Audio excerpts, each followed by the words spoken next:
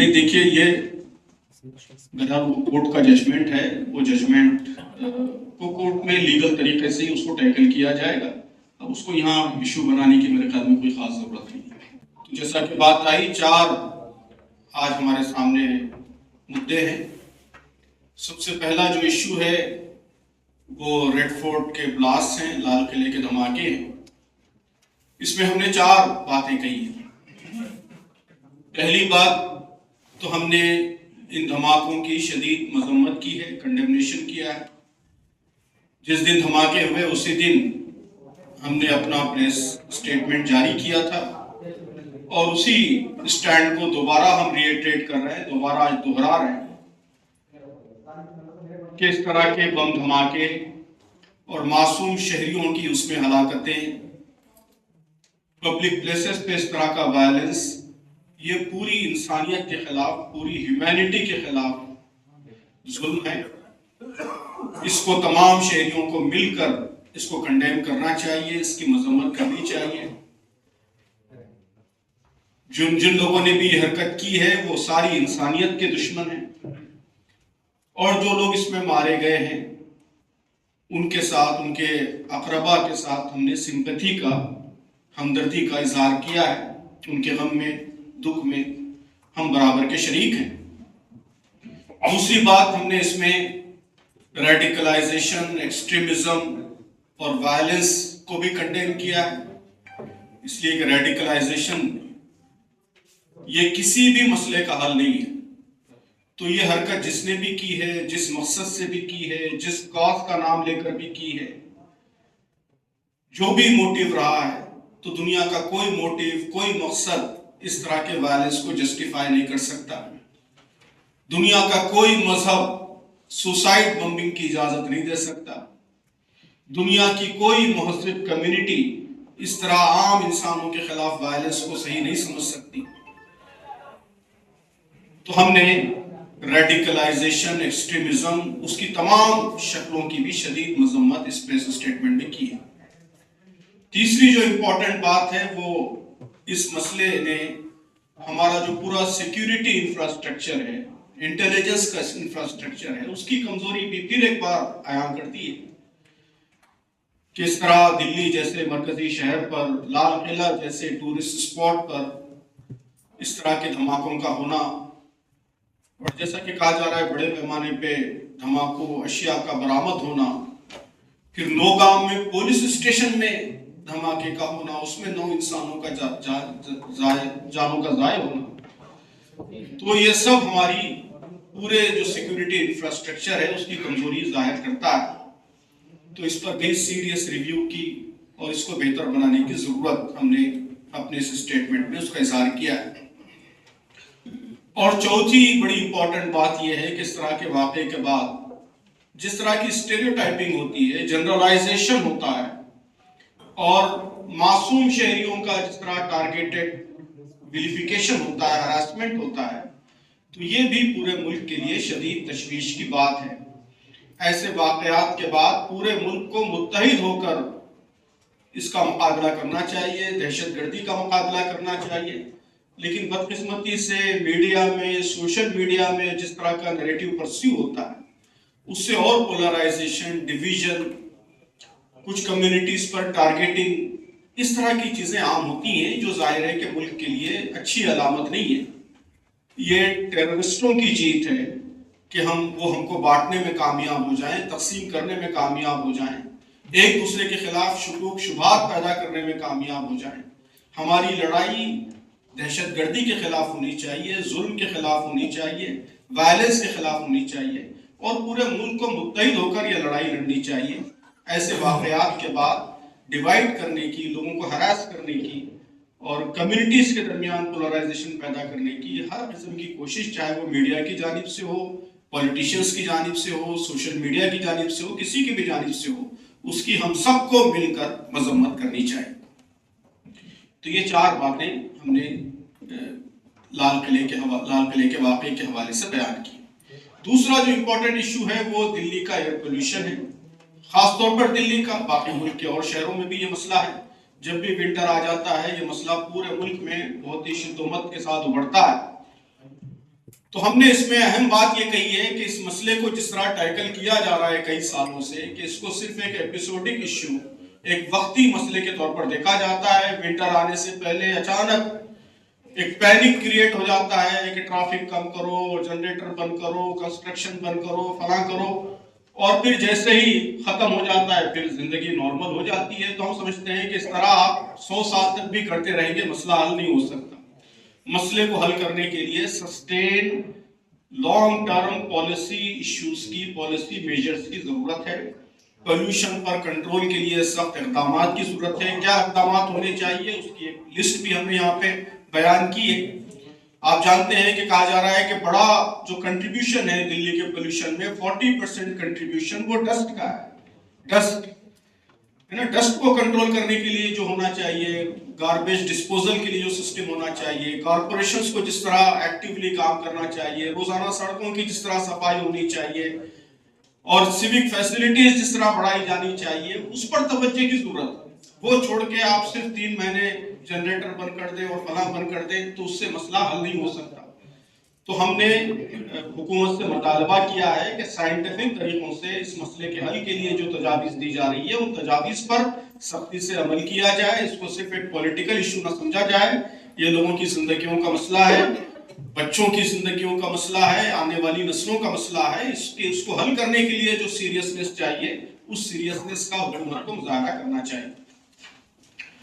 تیسرا جو ایشو ہے وہ وقف پراپرٹیز کے رجسٹریشن سے متعلق ہے. آپ جانتے ہیں کہ آج اس کی آخری تاریخ ہے.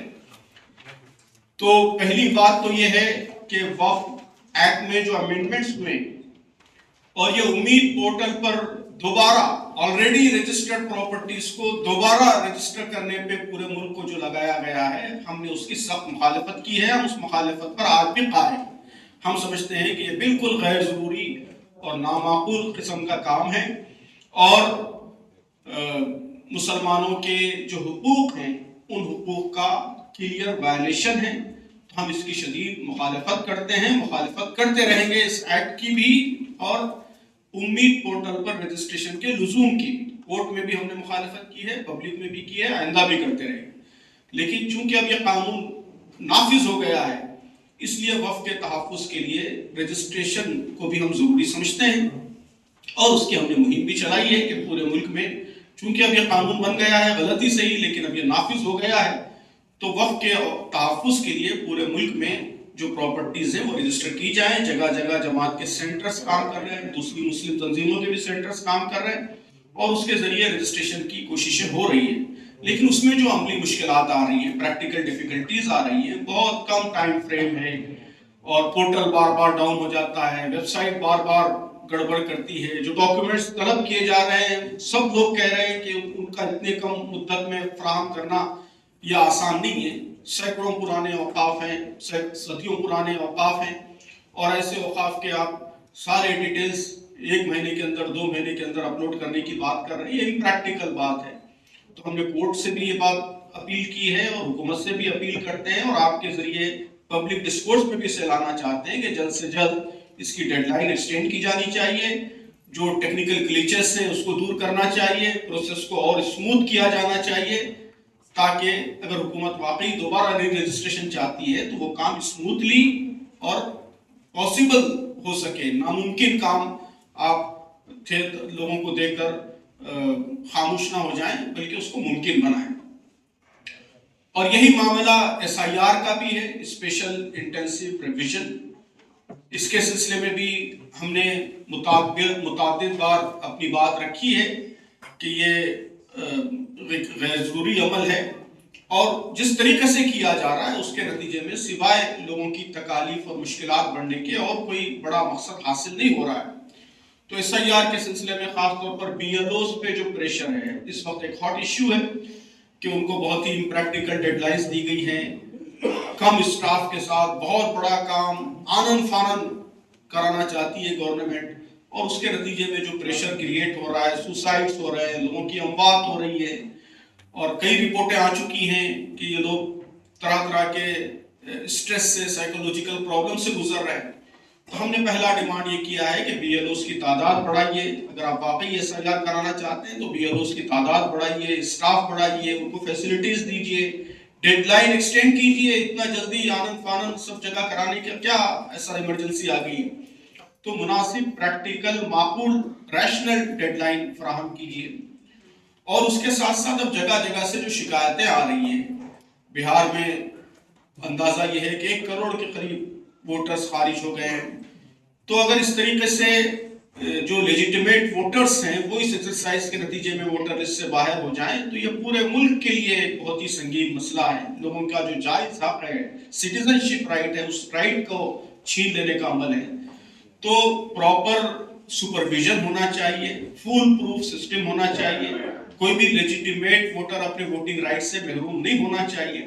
تو اس کے لیے جو نیسیسری سسٹمز درکار ہیں وہ سسٹمز کے ساتھ یہ ایکسرسائز کمپلیٹ ہو, یہ ہم نے اس پریس ریلیز میں مطالبہ کیا ہے. تو اس طرح یہ 4 امپورٹنٹ ایشوز ہیں جس پر اہم باتیں آج کے ساؤنڈ ہینڈ آؤٹ میں بیان کر دی گئی ہیں. اب اس پر کوئی اہم سوال ہے تو اس کا استقبال ہے. Regarding your first question, several studies are there. We did not conduct direct survey, but several other organizations like APCR has recently issued a detailed report about Bihar SIR, and it has enlisted several problems, including this issue. I am asking just a parallel that of a single ward or a single constituency. Yes. They have a list of legitimate voters who were omitted from voter list. So that data is available and they have released that report also. We have with us. You can take that report also. Then how can Supreme Court ask this question repeatedly? That we will see. We will see what Supreme Court has said and how we can intervene in that. So we will see, and if any intervention is needed, definitely we will intervene. Regarding second question, Umeed portal, yes, there are petitions in Supreme Court for the extension of this deadline, and it is under review of Supreme Court. سرۃ اللہ صاحب, کوئی اس طرح کا آنکڑا ہے کیونکہ آپ کہہ رہے ہیں کہ لاسٹ ڈے ہے, کتنے سینڈ ہو پایا ہے اب تک جو رجسٹریشن ہے, کچھ اس طرح کی چیزیں پتہ چل پائی ہیں؟ آنکڑا ہوئی نہیں, ابھی تو نہیں ہے, ابھی تو جمع کر رہے ہیں, کام تو چل رہا ہے, ابھی بھی آج بھی چل رہا ہے. تو آج کے بعد وہ رپورٹ کمپائل ہوگی اور میرے خیال میں 4-5 دن 8 دن کے بعد معلوم ہوگا کہ ایکچوئل رجسٹریشن کتنا ہوا ہے.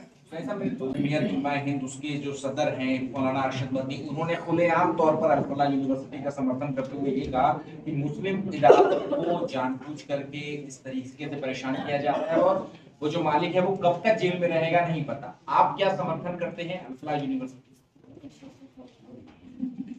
دیکھیے, اصولی اسٹینڈ, ایک پرنسپل اسٹینڈ ہم نے اس میں بیان کر دیا ہے. ہم نے 2 باتیں کہی ہیں. ایک بات تو یہ کہی ہے کہ ریڈیکلائزیشن, ٹیررزم, وہ کہیں سے بھی ہو, کسی بھی ذریعے سے ہو, وہ کنڈیمیبل ہے. پورے ملک کو مل کر اسے کنڈیم کرنا چاہیے. دوسری بات یہ ہے کہ جو مجرم ہے اس کو سزا ملنی چاہیے. اس کی بنیاد پہ جنرلائزیشن, اسٹیریوٹائپنگ, کہ اگر وہ کسی کمیونٹی کا ہے تو پوری کمیونٹی اس کے لیے مجرم ہے, کسی یونیورسٹی میں پڑھتا ہے تو پوری یونیورسٹی مجرم ہے, کسی شہر میں رہتا ہے تو پورا شہر مجرم ہے. یہ جو جنرلائزیشن ہے یہ بہت خطرناک اور یہ بہت نقصان دہ. جس فرد نے جرم کیا ہے اس کو سزا دیجیے تحقیق کے بعد, پراپر انکوائری کے بعد, لیکن اس کی بنیاد پر پورا جنرلائز کر دینا اور ایک پورے اجتماعی ادارے کو ولیفائی کرنا, ظاہر ہے کہ دنیا کا کوئی قانون اس کی اجازت دیتا ہے, نہ کوئی بھی مہذب انسان اس کو صحیح سمجھ سکتا ہے. نہیں, اس پورے پروسیس میں کوئی انویسٹیگیشن ابھی پورا نہیں ہوا ہے اور اس انویسٹیگیشن کو کورٹ میں پروڈیوس نہیں کیا گیا ہے اور نہ کورٹ نے کسی کو بھی کہا کہ یہ مجرم ہے. تو کسی کو مجرم قرار دینے سے پہلے ہی عوام میں اس کو مجرم قرار دینا اور اس سے جڑے ہوئے تعلیمی ادارے ان سب کو اس کا ذمہ دار قرار دینا, یہ خود بھی ایک بہت غلط بات ہے. انویسٹیگیشن ہونا چاہیے, انکوائری ہونا چاہیے, اس کو کورٹ میں پروڈیوس کیا جائے. جب کوئی بات سامنے آئے گی اس کے بارے میں بات کہی جا سکتی ہے. ایک دوسرا سوال جو میرا وہ یہ ہے کہ سنسد کا ونٹر سیشن شروع ہونے والا ہے 1 دسمبر سے, اس میں وندے ماترم پر 1 دن کی وشیش چرچا ہوگی. اس کنٹیکسٹ کے علاوہ میں بتا دوں کہ ابھی تھوڑی دیر 1 گھنٹے پہلے مولانا محمود مدنی نے صاف طور پر کھلے طور پہ کہہ دیا ہے कि वंदे मातरम मुर्दा कौमें बोलती हैं, अगर हमसे कहा जाएगा वंदे मातरम बोलने के लिए तो हम नहीं बोलते हैं। आपका क्या स्टैंड है? तो उनका जो टैक्स है मैं आपको पढ़ के बता दूं, मुर्दा कौम सरेंडर कर देती है, वो कहेंगे वंदे मातरम बोलो तो पढ़ना शुरू कर देंगे, ये पहचान होगी मुर्दा कौम होने की। अगर जिंदा कौम है तो हालात का मुकाबला करना पड़ेगा। ये भोपाल में बोला है अभी, और वंदे मातरम को लेकर के मेजॉरिटी बड़ा बहस है काफी पूरे देश में। बोलना चाहिए, देशभक्ति का प्रमाण माना जाता है। देखिए एकदम नॉन इश्यू है ये नॉन इश्यू है, ना मीडिया को इसे अहमियत देनी चाहिए और ना किसी सिविलाइज सोसाइटी को इस तरह के इश्यूज को अहमियत देनी चाहिए। भैया दुनिया में मुसल्लमा बात है, रिकग्नाइज बात है कि हर एक को अपने अकीदे के मुताबिक अमल करने की आज़ादी हासिल है। हर एक को अपने अकीदे पे अमल करने की आज़ादी है नहीं। ये हमारे मुल्क का दस्तूर क्या कहता है? हमारे मुल्क के दस्तूर में हर एक को अपने अकीदे के मुताबिक अमल करने की आज़ादी है। तो पैट्रियोटिज्म भी, मुल्क से ताल्लुक का इजहार भी अपने अपने अकीदे के मुताबिक लोग करेंगे। कोई खास स्लोगन, कोई खास गाना यही पूरे मुल्क पे थोपने की कोशिश और हर एक से ये कहना कि आप यही गाना गाएंगे, इसी से आपका पैट्रियोटिज्म जाहिर होगा, जाहिर है कि इसको कोई भी रैशनल नहीं समझ सकता। तो जो लोग वंदे मातरम के जरिए अपनी मोहब्बत का इजहार करना चाहते हैं करें, कोई और किसी और जरिए से करना चाहते हैं और जरिए से करें। तो कानून के मुताबिक और दस्तूर के दायरे में जो जो तरीके, जो जो ऑप्शंस मौजूद हैं, उसका पूरा हक हर शहरी को, हर सिटीजन को और सिटीजन के हर ग्रुप को हासिल है। तो इस पे डिबेट का कोई महल ही नहीं है। ये बिल्कुल इलॉजिकल और नॉन इश्यू है जिस पर खामखा हम अपनी एनर्जी जाया कर रहे हैं। इस वक्त सदतुल्लाह साहब बहस है पूरे देश में, खासतौर पर मुसलमानों को लेकर। ठीक है, तो मैंने अपनी बात कह दी है अच्छा, कि हर एक को अपने तरीके से वतन से मोहब्बत का, ताल्लुक का इजहार करने का हक हासिल है। कोई खास तरीका हर एक किसी पे थोपा नहीं जा सकता कि मैं कोई खास गाना बेहतर समझता हूँ और मैं चाहूँ कि सब लोग यही गाना गाएं, तो इसका कोई जवाब नहीं। सर, सुप्रीम कोर्ट ने अभी हाल ही में उस ईसाई फौजी अफसर की बर्खास्तगी को बरकरार रखा है जिसने मंदिर के अंदर जाकर के पूजा करने से इनकार कर दिया था। ये फैसला आने वाले दिनों में किसी भी माइनॉरिटी कम्युनिटी के लिए कितना खतरनाक है, इस पर आप क्या कहेंगे? नहीं, देखिए ये बहरहाल वो कोर्ट का जजमेंट है, वो जजमेंट को कोर्ट में लीगल तरीके से ही उसको टैकल किया जाएगा। अब उसको यहाँ इशू बनाने की मेरे ख्याल में कोई खास जरूरत नहीं है। ये बज़ाहिर तो यानी उसके बारे में एक ओपिनियन तो यही है कि बड़े पैमाने पे वोटर्स को खारिज करना मकसद है, यानी वोटर सिलेक्शन। कहा गया कि वोटर्स ये अपने रिप्रेजेंटेटिव्स गवर्नमेंट को इलेक्ट करते हैं, लेकिन अब रिवर्स प्रोसेस है कि गवर्नमेंट वोटर्स को इलेक्ट करना चाहती है, गवर्नमेंट अपने पसंदीदा वोटर्स को इलेक्ट करना चाहती है।